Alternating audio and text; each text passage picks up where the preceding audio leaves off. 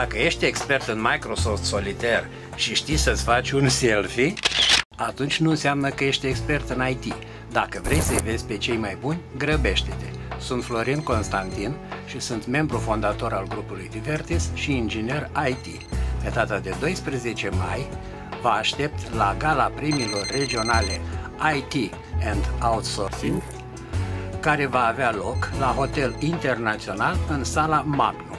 La sfârșitul galei, ca end of job, IT-știi știu ce este aceea, veți avea parte de un program surpriză, cu o parte din grupul Divertis, crem de la crem, cei trei care au speriat vestul, Florin Constantin, Doru Antonesi și Cristian Grețcu.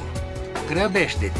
Te aștept la gala premiilor regionale IT și Outsourcing, Hotel Internațional, 12 mai, sala Magnum, România.